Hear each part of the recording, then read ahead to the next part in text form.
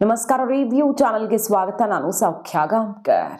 ನಿನ್ನೆ ರಾತ್ರಿ ನಡೆದಂಥ ಚಿತ್ರದುರ್ಗ ದಾರಿಯಲ್ಲಿ ನಡೆದಂಥ ಘಟನೆ ಮಾತ್ರ ಇಡೀ ದೇಶವನ್ನು ಕಂಗಾಲಾಗಿಸ್ತಿದೆ. ಮೈ ನಡುಗತ್ತೆ, ಅಷ್ಟು ಭೀಕರವಾದ ಒಂದು ಘಟನೆ ನಡೆದಿದೆ. ದುರಂತ ಸಂಭವಿಸಿಬಿಟ್ಟಿದೆ. ಚಿತ್ರದುರ್ಗದ ಜವರಗೊಂಡನಹಳ್ಳಿಯಲ್ಲಿ ಜವರಾಯನ ಅಟ್ಟಹಾಸಕ್ಕೆ ಜನ ಬೆಚ್ಚಿ ಬಿದ್ದಿರೋದು. ಇದರ ಅಸಲಿ ಸೀಕ್ರೆಟ್ ಹೆಂಗಾಯ್ತಿದು, ಏನಾಯ್ತು ಮಧ್ಯರಾತ್ರಿ ಅನ್ನೋದು ಈಗ ಅದೃಷ್ಟವಶಾತ್ ಬಚಾವಾಗಿ ಬಂದಂಥ ವ್ಯಕ್ತಿಯಿಂದ ಗೊತ್ತಾಗ್ತಿದೆ. ಮಧ್ಯರಾತ್ರಿ ಸಂಭವಿಸಿದ್ದು ಏನು ಅನ್ನೋದು ಈಗ ಇನ್ವೆಸ್ಟಿಗೇಷನ್ ಆರ್ಡರ್ ಆಗಿದೆ.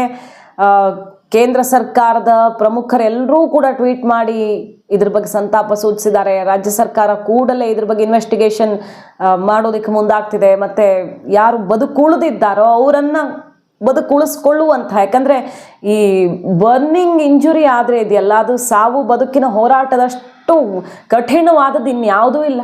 ಹೋದವ್ರು ಹೋಗ್ಬಿಟ್ರು, ಇರೋರು ಕಷ್ಟ ಕೇಳೋದು ಬೇಡ ಸುಟ್ಟ ದೇಹದಲ್ಲಿ.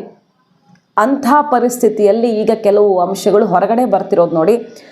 ಚಿತ್ರದುರ್ಗದ ಜವರಗೊಂಡನಹಳ್ಳಿಯಲ್ಲಿ ನಡೆದಿರೋ ಘಟನೆ. ಭಾಳಷ್ಟು ಜನ ಟ್ರಿಪ್ಗೆ ಹೋದವರೇ ಇದ್ದರು. ಕ್ರಿಸ್ಮಸ್ ರಜೆ ಅಂತ ಊರಿಗೆ ಹೋಗ್ತಾಯಿದ್ರು. ಗೋಕರ್ಣಕ್ಕೆ ಹೋಗ್ತಾಯಿದ್ದು ಬಸ್ ಅದು. ಬಹುತೇಕರು ಅಲ್ಲೇ ಸುಟ್ಟು ಕರಕಲಾಗ್ಬಿಟ್ಟಿದ್ದಾರೆ. 11 ಜನ ಕರಕಲಾಗ್ಬಿಟ್ಟಿದ್ದಾರೆ. ಉಳಿದವ್ರನ್ನ ಆಸ್ಪತ್ರೆಗೆ ಸೇರಿಸಲಾಗಿದೆ. ಆದರೆ ಯಾರ ಕಥೆ ಏನಾಗುತ್ತೆ ಅನ್ನೋದು ಗೊತ್ತಿಲ್ಲ. ಅಷ್ಟು ಪರಿಸ್ಥಿತಿ ಭೀಕರವಾಗಿದೆ. 23%, 40% ಈ ಥರ ಬರ್ನಿಂಗ್ ಎಷ್ಟೆಷ್ಟು ಪರ್ಸೆಂಟ್ ಆಗಿದೆ ಅನ್ನೋದ್ರ ಮೇಲೆ ಒಬ್ಬೊಬ್ರದ್ದು ಒಂದೊಂದು ಕಂಡೀಷನ್ ಇದೆ. ಅವರ ಪ್ರಾಣ ಅಪಾಯದಿಂದ ಪಾರಾಗ್ತಾರಾ ಇಲ್ವಾ ಅನ್ನೋದು ಗೊತ್ತಾಗೋಕ್ಕೆ ಇನ್ನೂ ಆಸ್ಪತ್ರೆ ರಿಪೋರ್ಟ್ಗಳು ಬರಬೇಕು. 8:45 ನಿನ್ನೆ ಆನಂದರಾವ್ ಸರ್ಕಲ್ನಿಂದ ಸೀ ಬರ್ಡ್ ಟ್ರಾವೆಲ್ಸ್ ಕಚೇರಿಯಿಂದ ಹೊರಟಿತ್ತು ಬಸ್ಸು. ಆನಂದರಾವ್ ಸರ್ಕಲ್ ಬಳಿ ಸುಮಾರು 9 ಮಂದಿ ಪ್ರಯಾಣಿಕರು ಅಲ್ಲಿ ಹತ್ತಿದ್ರು. ಆಮೇಲೆ ಏನಾಯಿತು, ನಿಧಾನವಾಗಿ ಸಾಗ್ತಾ ಇತ್ತಂತೆ ಬಸ್ಸು. ತುಂಬ ನಿಧಾನವಾಗಿ ಸಾಗ್ತಾ ಇತ್ತು. ಸ್ಪೀಡ್ ಪಿಕಪ್ ಆಗಿರಲಿಲ್ಲ. ಅಂದರೆ ಎಲ್ಲೋ ಸ್ವಲ್ಪ ಲೇಟ್ ಮಾಡ್ಕೊಂಡು ಬಿಟ್ಟಿದ್ರು. ಅಪಘಾತದಿಂದ ಪಾರಾಗಿ ಬಂದಂಥ ದಿಲೀಪ್ ಕೊಟ್ಟಿರೋ ಮಾಹಿತಿ ಇದು. ಫಸ್ಟ್ ಎಲ್ಲ ಸ್ಲೋ ಆಗೇ ಹೋಗ್ತಿದ್ರು. 12 ಗಂಟೆ ಕರೆಕ್ಟಾಗಿ ವಾಶ್ರೂಮ್ ಬ್ರೇಕ್ ಕೊಟ್ಟಿರ್ತಾರೆ. ಸಾಮಾನ್ಯವಾಗಿ ಎಲ್ಲ ಬಸ್ಗಳು ಹಾಗೆ ಹೋಟೆಲ್ ಬಳಿ ಬ್ರೇಕ್ ಕೊಡ್ತಾರಲ್ವ. 12 ಗಂಟೆಗೆ ವಾಶ್ರೂಮ್ ಬ್ರೇಕ್ ಕೊಟ್ಟಿದ್ರು. ಅಲ್ಲಿ ತನಕ ನಿಧಾನವಾಗಿ ಚಲಿಸಿದ ಕಾರಣ ಅವರು ಕ್ರಮಿಸಬೇಕಾದ ವೇಗ ಸ್ವಲ್ಪ ಹಿಂದೆ ಮುಂದೆ ಆಗಿತ್ತು. ಆದರೆ ಆ ಬ್ರೇಕ್ ಮುಗಿತಾ ಇದ್ದ ಹಾಗೆ, ವಾಶ್ರೂಮ್ ಬ್ರೇಕ್ ಆದಮೇಲೆ ಸಿಕ್ಕಾಪಟ್ಟೆ ರ್ಯಾಶ್ ಡ್ರೈವಿಂಗ್ ಶುರು ಆಗತ್ತೆ ಬಸ್ ಡ್ರೈವರಿಂದ. ಇದು ದಿಲೀಪ್ ಅದೃಷ್ಟವಶಾತ್ ಇವ್ರು ಹೆಂಗೆ ಪಾರಾಗಿ ಬಂದಿದ್ದಾರೋ ಗೊತ್ತಿಲ್ಲ. ಪಾಪ ಸಣ್ಣ ಪುಟ್ಟ ಇಂಜುರಿ ಬಿಟ್ಟರೆ ಏನೂ ಆಗಿರಲಿಲ್ಲ. ಕೆಲವ್ರಿಗೆಲ್ಲ ಗೊತ್ತಾದ ಹಾಗೆ ಓಡ್ ಹೋಗಿ ಇಳ್ಕೊಳ್ಳೋಕೆಲ್ಲ ಪ್ರಯತ್ನ ಮಾಡ್ತಾರೆ. ಕೆಲವರು ಅದೃಷ್ಟವಶಾತ್ ಅಷ್ಟಾದರೂ ಬಚಾವಾಗಿದ್ದಾರೆ.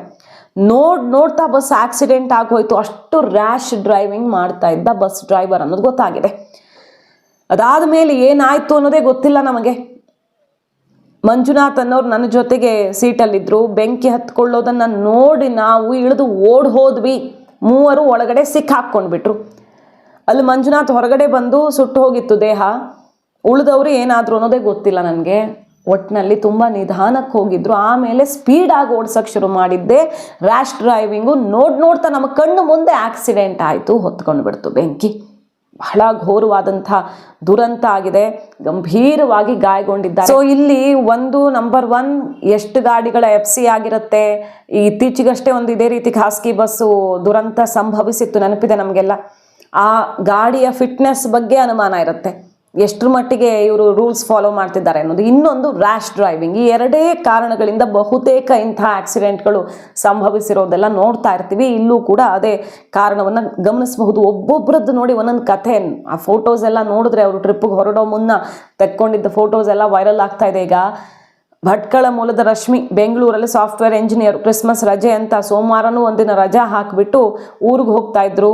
ಇಬ್ಬರು ಸ್ನೇಹಿತೆಯರ ಜೊತೆಗೆ ಗೋಕರ್ಣಕ್ಕೆ ಹೋಗ್ತಾ ಇದ್ರು. ಪಾಪ ಗೋಕರ್ಣದಿಂದ ಭಟ್ಕಳಕ್ಕೆ ಹೋಗಬೇಕು ಅಂತ ಅಂದ್ಕೊಂಡಿದ್ರು. 4 ದಿನ ರಜೆ ಕೇಳಿದ್ರು ಅವರು. ಆದರೆ 4 ದಿನ ರಜೆ ಕೊಡೋದಕ್ಕೆ ಆಗಲ್ಲ ಅಂತ ಅವ್ರ ಮ್ಯಾನೇಜರ್ ನಿರಾಕರಿಸಿದ್ರು. ಆದರೂ ರಜೆ ಬೇಕೇ ಬೇಕು ಅಂತ ಹಠ ಮಾಡಿ ರಶ್ಮಿ ತೊಗೊಂಡು ಹೋಗಿದ್ರು. ನಿನ್ನೆ ಸಂಜೆ ಕೆಲಸ ಮುಗಿಸ್ಕೊಂಡು ಸ್ನೇಹಿತರ ಜೊತೆಗೆ ಬಸ್ ಹತ್ತಿದ್ರು. ರಶ್ಮಿ ಈಗ ಸಂಪರ್ಕಕ್ಕೆ ಸಿಗ್ತಿಲ್ಲ. ಅವ್ರು ಏನಾಗಿದ್ದಾರೆ, ಬಹುಶಃ ಸುಟ್ಟೋಗಿದ್ದಾರೋ ಅಥವಾ ಎಲ್ಲೋ ಅಲ್ಲೇ ಎಸ್ಕೇಪ್ ಆಗಿದ್ದಾರೋ ಒಂದು ಗೊತ್ತಾಗ್ತಿಲ್ಲ. ಯಾಕಂದರೆ ಮೊಬೈಲ್ ಸ್ವಿಚ್ ಆಫು. ಬಹುತೇಕ ಅವರು ಸುಟ್ಟೋಗಿದ್ದಾರೆ ಅಂತಲೇ ಹೇಳ್ತಾ ಇರೋದು. ಒಂದೊಂದು ದುರಂತ ಕಥೆ ನೋಡಿದ್ರೆ ಮೈ ಜುಮ್ ಅನಿಸುತ್ತೆ. ಮಾವಳ್ಳಿಯಿಂದ ಗೋಕರ್ಣ ಟ್ರಿಪ್ಗೆ ಹೋಗಿತ್ತು ಒಂದು ಗೆಳೆಯರ ಟೀಮು. ಮಂಜುನಾಥು, ಸಂಧ್ಯಾ, ಶಶಾಂಕು, ದಿಲೀಪು, ಪ್ರೀತಿಸ್ವರನ್, ಸುಮಾರು ಬಿಂದು, ಕವಿತಾ, ಈ ಥರ ಸುಮಾರು ಜನ ಟ್ರಿಪ್ಗೆ ಅಂತ ಮಾವಳ್ಳಿಯಿಂದ ಒಂದು ಟೀಮ್ ಹೋಗಿತ್ತು. ಈ ರೀತಿ ಎಲ್ಲರೂ ಕೂಡ ಸಂಭ್ರಮದಲ್ಲಿದ್ದವರು, ಟ್ರಿಪ್ಗೆ ಹೋದವರು, ರಜಾ ಮಜಾ ಅಂತ ಹೋದವರು, ರಜಾ ಹಠ ಮಾಡಿ ತಗೊಂಡು ಹೋದವರು ಎಲ್ಲರೂ ಕೂಡ ಅವ್ರಿಗೆ ಗೊತ್ತಾಗೋದ್ರೊಳಗೆ ಎಷ್ಟು ಜನ ನಿದ್ದೆಯಲ್ಲಿದ್ರೋ ಏನೋ ಗೊತ್ತಾಗೋದ್ರೊಳಗೆ ಕಣ್ಣು ಮಿಟುಕಿಸೋದ್ರ ಒಳಗಡೆ ಅಂತಾರಲ್ಲ, ಅಂಥದ್ದೊಂದು ದುರಂತದಲ್ಲಿ ಸಜೀವ ದಹನವಾಗಿ ಹೋಗಿದ್ದಾರೆ. ಇನ್ನಷ್ಟು ಜನ ಸಾವು ಬದುಕಿನ ನಡುವೆ ಹೋರಾಟವನ್ನು ನಡೆಸ್ತಾ ಇದ್ದಾರೆ. ಸೊ ಉಳಿದವರ ಸ್ಥಿತಿ ಬೇಗ ರಿಕವರ್ ಆಗಲಿ ಅವರು ಅಂತ ನಾವು ಪ್ರಾರ್ಥನೆ ಮಾಡಬಹುದು ದೇವರಲ್ಲಿ. ಆದರೆ ಇಂಥದ್ದೊಂದು ಅನಾಹುತ ಇದೆಯಲ್ಲ, ಇದು ಸಂಪೂರ್ಣ ನಿರ್ಲಕ್ಷ್ಯ ಮತ್ತು ಬೇಜವಾಬ್ದಾರಿಯಿಂದ ಆಗಿರುವಂತಹ ಘಟನೆ ಅನ್ನೋದು ಈಗ ಗೊತ್ತಾಗ್ತಿದೆ.